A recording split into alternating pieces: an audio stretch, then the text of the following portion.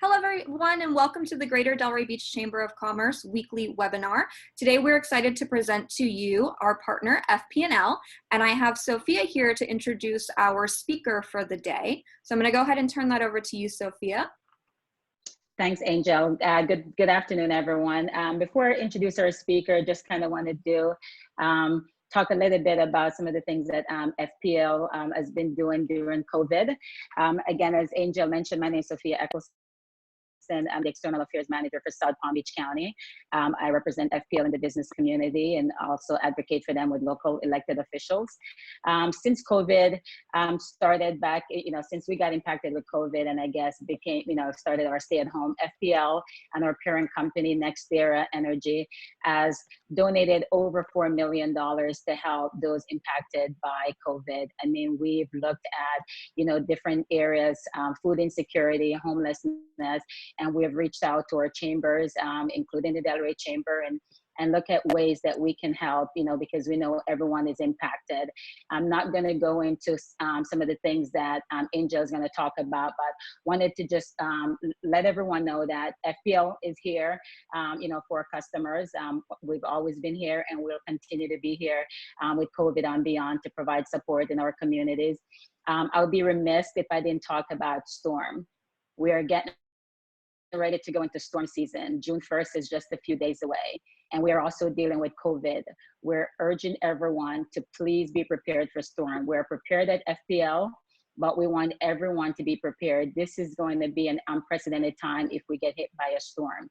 If you're in an area where you have to evacuate, please start thinking about, how is that going to happen? Where will you evacuate to? Because again, we're dealing with COVID. We're not sure whether or not, states will take people in. We don't know what that's going to look like. So I think that we all need to start planning, restoration times. We're not sure, how that's going to be. And, at FPL, we do have a restoration process that we follow. And, if a storm hits, one of the first things that we're going to look at is restoring our facilities. And then we look at our critical infrastructure.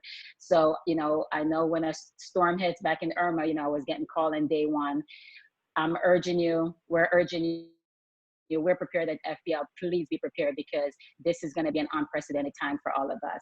Anyway, with that said, if anyone ever needs any help in South Palm Beach County, feel free to reach out to me. My information is with the chamber. And I'll go ahead and I'll introduce our speakers for today, who is going, why you're here and who you want to hear talk about, some of our energy saving tips. So one of our main speaker today is Tiffany Cox. Tiffany has been an FPL employee for over 20 years. I know she looks very young, but she's been around for a long time. The majority of her career has been directly related to customer service and energy conservation. She was a residential energy expert for many years, where she would go into our residential customers' homes and help them find ways to conserve energy. She then moved to the business sector, where she became a business energy expert. She obtained certifications in HVAC and is a certified energy auditor.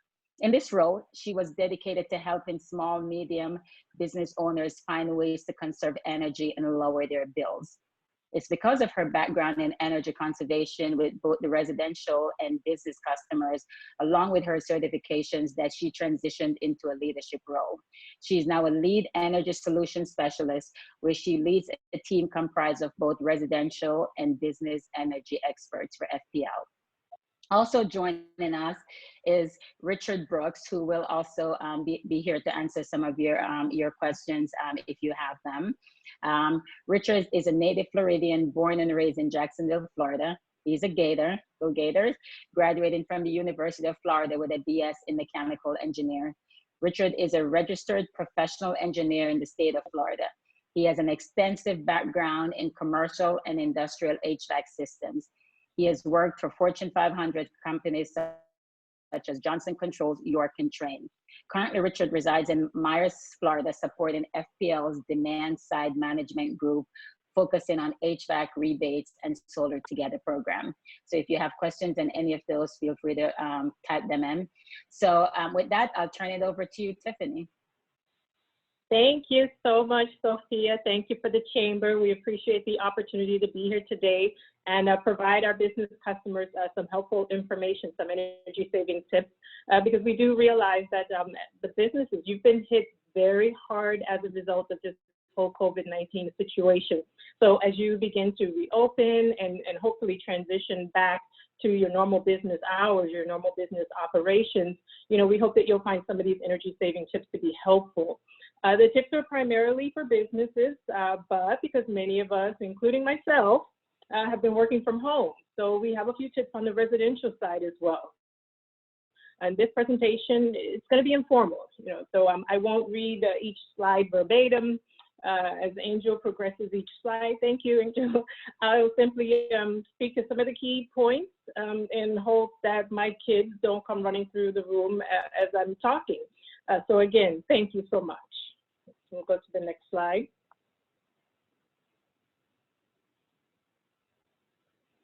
So as I stated before, you know, we realize that these are difficult times. You know, there are so many things on everyone's minds right now, and at FPL, the last thing we want you to be thinking about is, how am I going to keep the lights on at my business? How am I going to keep the lights on at home? In addition to the May bill credit of nearly 25%, we've also implemented some new policies that will remain in effect while Florida is under the state of emergency. So we have certain policies such as we're waiving certain late payment fees, suspending electric disconnects. You know, we want you to be assured that we are working with you to make sure the lights stay on.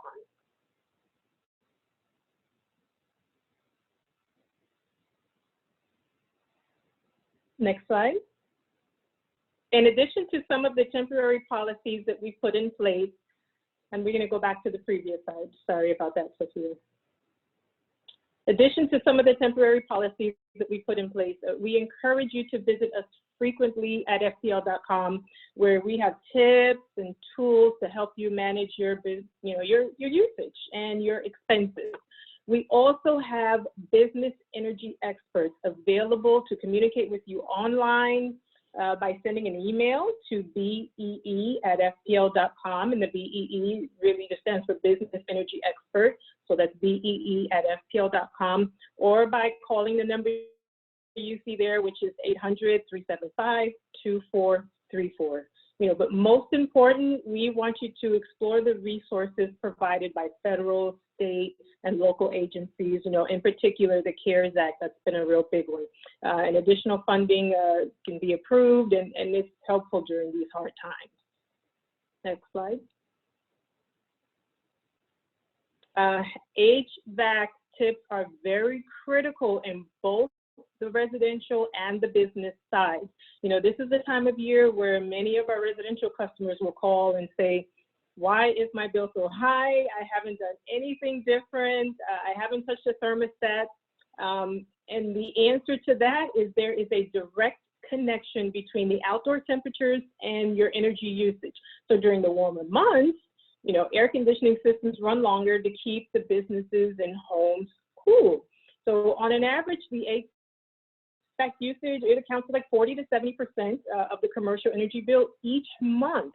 And so about 50% on the annual basis. So avoid overcooling spaces that you're not using as much. You know, maybe your lobby or conference room is not yet at full capacity, so there's no need to overcool those spaces, you know, where possible. Next slide. Continuing with the AC usage, you know, as it relates to capacity during this time. So for example, if a business is allowed to open with maybe, let's say, 25 to 30% occupancy versus 100%, you know, your mindset might still be to cool that facility at 65 or 70 degrees, and that might not be necessary right now. You know, so we want to, as a rule of thumb, you can get about 3% HVAC savings for each degree that you raise the thermostat settings. So in most cases, we do recommend the temperature setting to be 82 degrees or higher when unoccupied. But if you are in a position to turn it off completely, do so. But you know your business better than we do. So keep in mind that raising the thermostat settings, it may not be appropriate for all of the businesses. For example, if you have a candy store or businesses with artwork, if your business has leather goods, like shoes, clothing, purses, these are places that are temperature and humidity sensitive. So those are factors. You want to keep that humidity level to about 65% or less in those situations. And at a bare minimum, where possible, use shades and blinds to reduce that heat getting into the facility. Next slide. So as we continue with AC tips, as I mentioned before, AC, it's a huge component of your electric bill. Programmable thermostats can help you reduce your air conditioning costs. And many of them are also smart thermostats, and they'll allow you to make necessary changes and settings while you are away from the unit. Remember to regularly change your AC filters. Just like your car, also your AC needs tune-ups. So you want to ask yourself, when was the last time my AC coils were checked or cleaned, things like that. So if your facility at this point is still shut down or unoccupied, you may be able to reduce your outside air intake. You can turn off or reduce exhaust air systems. And what I mean by that is like your bathroom exhaust fans, if it's a restaurant, maybe your kitchen exhaust hood, things like that. So finally, we want you to know that here's a long one, the American Society of Heating, Refrigerating, and Air Conditioning Engineers, we just refer to them, and not just we, they're more commonly referred to as just ASHRAE. They have developed resources and strategies on safe building reopening. So we really encourage you to visit their website at ashrae.org. Next slide. There are some additional quick and effective ways to help you conserve energy. So you want to unplug or turn off unnecessary appliances. With this whole social distancing, break rooms, they might be empty, and if so, you can turn off equipment in there. And if your facility is not quite open yet, don't forget that you can turn off things such as your water coolers, water heaters, computers, printers, copy machines, or if you're back to business, just remember, set those to sleep mode when not in use. And for facilities that may have pools, let's say HOA, if you are HOA manager, you have a pool there, consider reducing the runtime to a minimum needed to maintain the water quality, but you still want to adhere to code compliance. So we don't want to forget about that. Just want to keep that in mind. Next slide. For refrigeration, if you have the ability to consolidate some of your refrigeration, it will allow you to turn off the ones that you're not using. We don't want you to forget about the vending and the ice machines. Those are the ones that are like right in front of our face, but we tend to forget. If you're not using those or you have room to consolidate vending machines or ice machines, please do so. Those same recommendations apply there. And for outside lighting, where practical, and I say where practical because we don't want you to sacrifice security for savings, But if you are able to adjust operating schedules for something like landscape lighting, consider that. Please do so. We have a wealth of information and a nice checklist that you can download on FPL.com. Next slide. This is my favorite. The Business Energy Dashboard. We find that so many of our business customers do not know we have this great tool.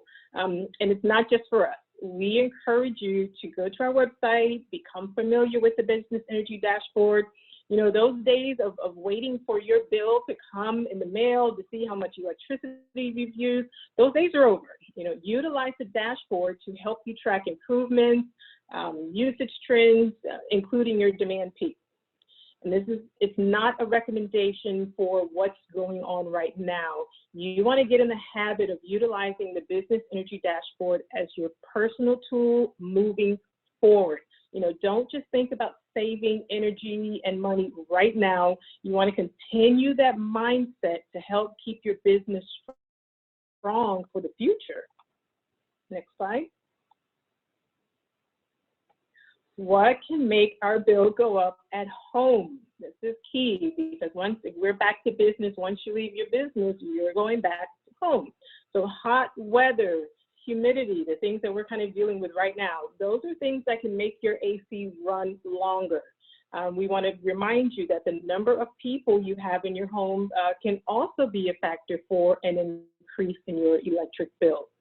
So many of our customers are still working from home, so we wanted to provide you with tips to save energy as well. So with your thermostat in the auto setting, cool your home to 78 degrees or higher when home and 82 degrees or higher when you're away. Now I am not saying that 78 degrees is the most comfortable setting when you're home, but if your primary focus right now is saving energy, then those are the recommended settings from us.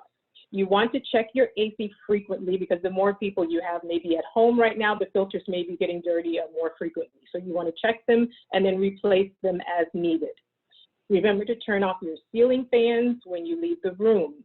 They do not cool the room, they swirl the air around. So if you're not in the room, there is no need to have it on. So turn those off when you leave. And sometimes people don't think about how their hot water temperature is at home. It can be very high. So if you have some wiggle room to lower that temperature to your water heater at home, do that. We don't have those regulations like you may have on the commercial side for a particular water temperature. So at home, you really can adjust it to your comfort level. So there may be some room for adjustment there. And if you have a pool, the recommended residential pool pump run times are 6 hours in the summer, 4 hours in the winter.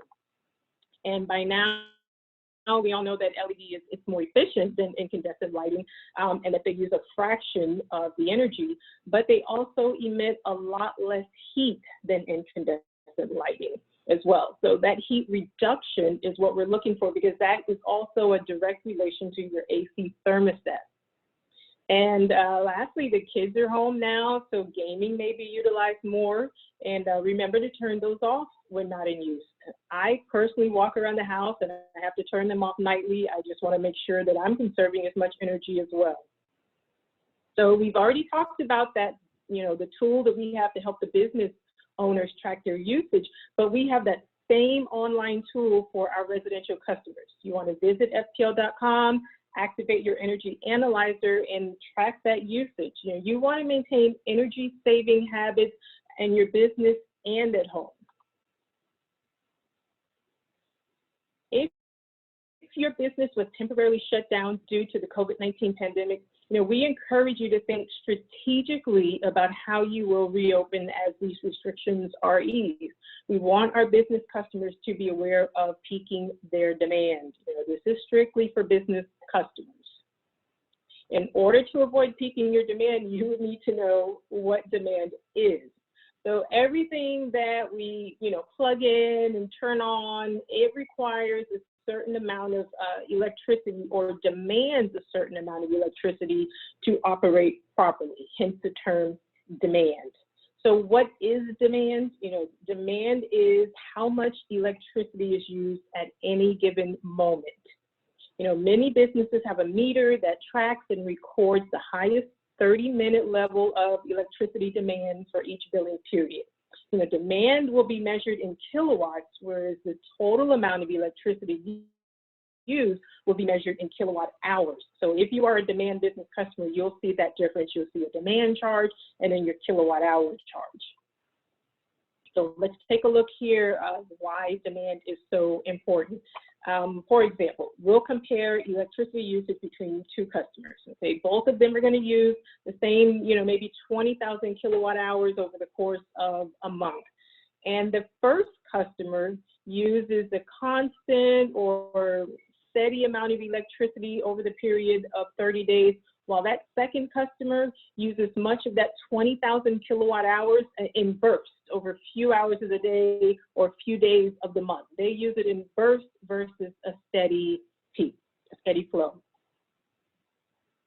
And so when you look at the next slide here, you'll see the difference. So that bar, that graph that you see there is going to represent the difference between those two customers in that scenario that I just gave you, so that all of both customers use the same amount of electricity, the second customer would be charged more for placing greater demand on the system during short periods of time when the electrical use or that demand peaked. So if you look at the red bars on the graph, that's the peaking that we're talking about versus those blue bars that represent kind of like that steady flow of usage. So in other words, on a demand rate, that energy that gradually flows into your business facility will cost less than a sudden demand of energy. Okay? So I know that was kind of a quick introduction into demand. So if you would like for more examples, you can visit FPL.com, go to the rate section, and you will find much more information about demand. Next slide. So now that we've covered what demand is, let's talk about some ways to minimize it. For customers on a demand rate, and again, this is business customers only, if you haven't quite reopened yet, when you do, have a plan. So you want to avoid starting all of your appliances or your equipment at the same time. Instead, you want to use this term, what we call stagger. You want to stagger the start of your AC unit or AC unit. So turn on maybe half of the units, maybe 24 hours prior to, and the remainder maybe at least 2 business hours before opening. So again, just that staggering effect. Then consider the equipment you want to turn on like 48 hours prior to startup, such as like refrigeration equipment, vending machines. I mean, those take some time to really reach that desired temperature. So that's why we say leave those for like the 48 hours prior to instead of 24 hours prior to. So again, vending machines, walk-in coolers, ice machines, those are examples of the 48-hour ones that you want to take the time to turn on. Next slide. Allow the HVAC system to reach that set point temperature before introducing any heat gain, such as like your electric cooking equipment, or reintroducing the exhaust systems, the outside air makeup. Remember we talked about like if you weren't really open as much, you could probably reduce those exhaust systems or outside air intake. But now if you're coming back in, see if you can let the ACs reach that set temperature before you start introducing that heat into the facility. And if you have like, let's say an office setting, yes, the staggering continues and turn on lighting in areas only where needed until your AC has reached that set temperature. It's very similar like we were talking about in the larger facilities, like maybe restaurants. Again, it's with regards to the heat gain. So that's why we say, turn on lights only in areas where needed, because again, sometimes lighting introduces the heat gain into the facility. So the whole idea is simply to try to start things more in that domino effect instead of all at once. This will help the AC units, give them time to reach their set temperatures before you start introducing more load to your demand. Next slide. So in addition to the traditional Small Business Administration funding program, the CARES Act has established several new temporary programs to address this whole COVID-19 outbreak. And so we realized at FPL funding is still critical to a lot of our business customers right now. And being a chamber member, you may have seen this information before, but we just want to make sure that you continue to make yourself aware and available to some of these programs that you see listed here. We also encourage you to check the Small Business Administration website. That's the SBA.gov. for details on eligibility and requirements on these programs. Next slide. And we always remain focused on delivering affordable, reliable power to our customers. So, that's hands down. We are going to do that. But we want you to know we're here to help. That's why we're here. That's the whole reason for this presentation, is to just let you know we understand that you're in a need right now, and we want to let you know that we're here to help you. So I've mentioned tracking your business usage on the Business Energy dashboard. But if you log in and you feel like, what, I need some help, I can't figure this out, or you have some additional questions, please contact the Business Energy Expert. Remember, you can email them at the bee@fpl.com, or you can call 800-375-2434 like you see on the screen, and, and reach one of the business energy experts. You can also go to FPL.com and view programs and services that we have for businesses. So as Floridians, neighbors, friends, and family, we at FPL, we want you to know we are in this together. And we hope that you, your employees, and your family stay safe during these times. We're going to get through this. And at FPL, we just want you to know that we're here for you. We're all going to get through this together. So thank you so much for watching the presentation. We hope that some of this information is very helpful to you.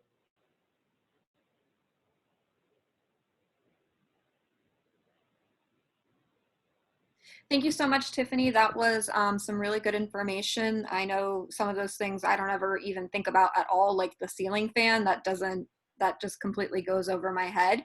But now I'm definitely going to be making sure that I check in every room before I leave. Just it's such a tiny thing to just turn it right off. So thank you. For anybody that joined late or had to leave early, please know that this presentation will be available on the Chamber's website underneath the webinars tab. It will also be available to share on Facebook and YouTube. So I'm going to go ahead and give a moment if anybody wants to type in any questions, or if any of our presenters have some questions that they'd like to share that are definitely more common that maybe people don't have to ask right now. I'm going to leave that open as well. So I'm going to give it a minute for anybody who'd like to type out a question, but I would like to also let anybody who's interested to know on June 30th, FPL will also be giving another presentation about storm preparedness. Sophia, I don't know if you want to touch base on that a little bit. I think I covered a little bit of it at the beginning, so we'll wait until then to do a full presentation on storm. Perfect. So again, guys, that date is going to be June 30th. It's going to be a Tuesday webinar at 12:30, very similar to today's time frame. And then I would also like to invite everybody to join us next week for our webinar, How to Succeed in Uncertainty. That's going to be Tuesday at 12:30.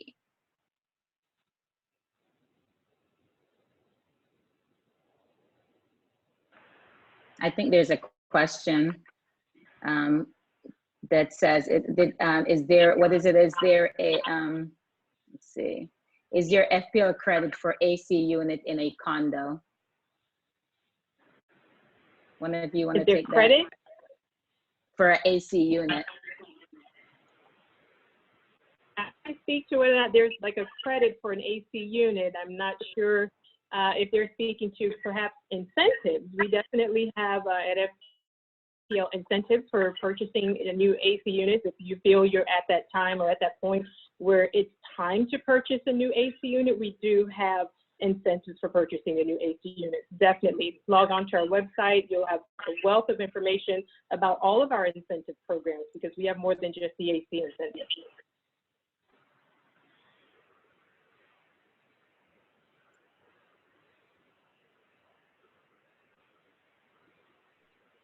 Alrighty, do any of our presenters have any common questions that they would like to bring to light before we close this out? Hey, Tiffany, this is Richard. Can you hear me okay? I can.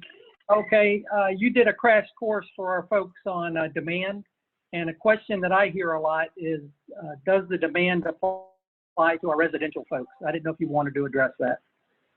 Oh, sure, sure. And thank you so much for bringing that up because we do get that. And it was a crash course. So if you heard it, it's strictly for our business customers, residential customers. You do not have to worry about a demand rate or peaking your demand. It's strictly for the business customers.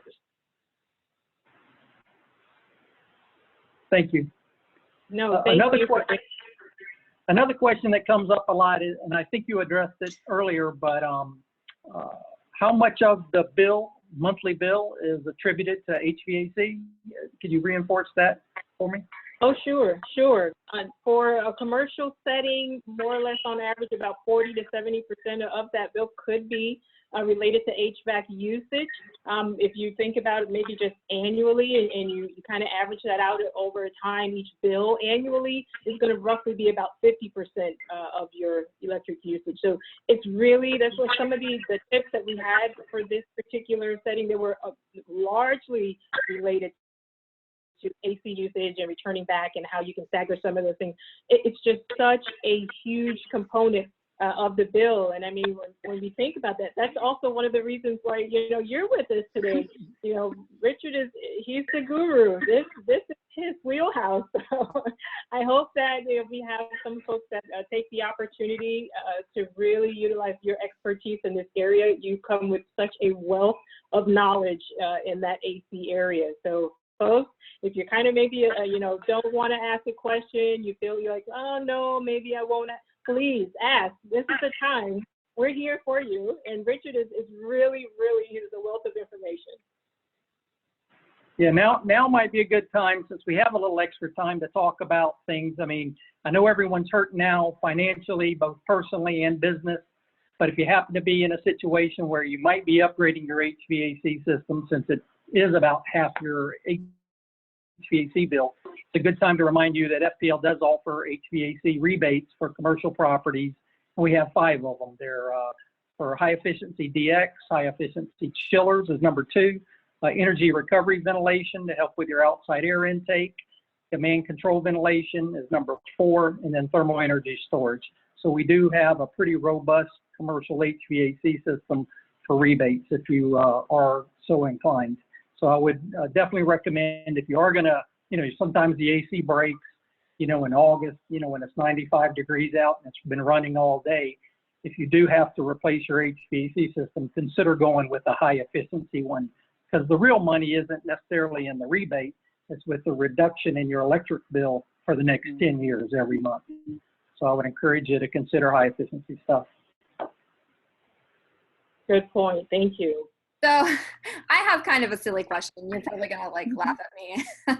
So I guess it goes more for a residential home. And let's say during the day while you're away at work, you're setting your home to 78 degrees. If you know, there's nothing that can be damaged.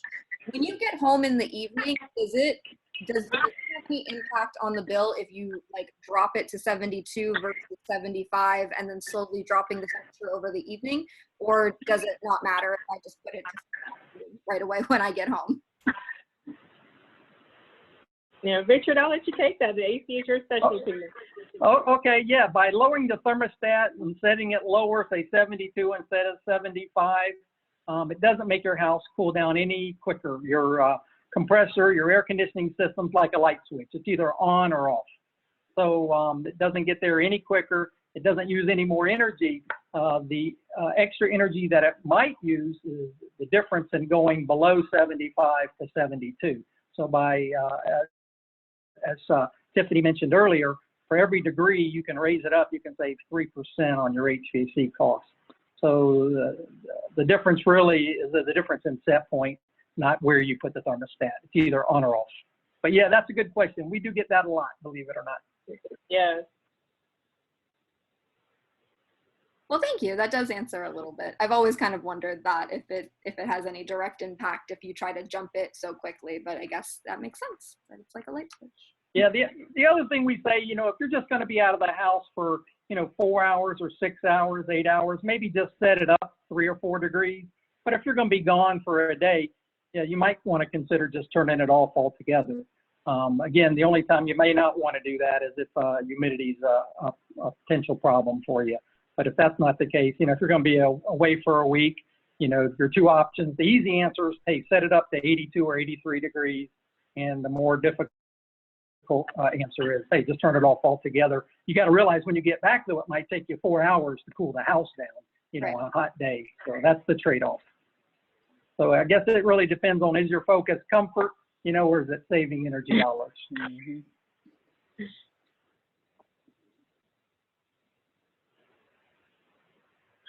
Okay. I don't see any more questions, Angel.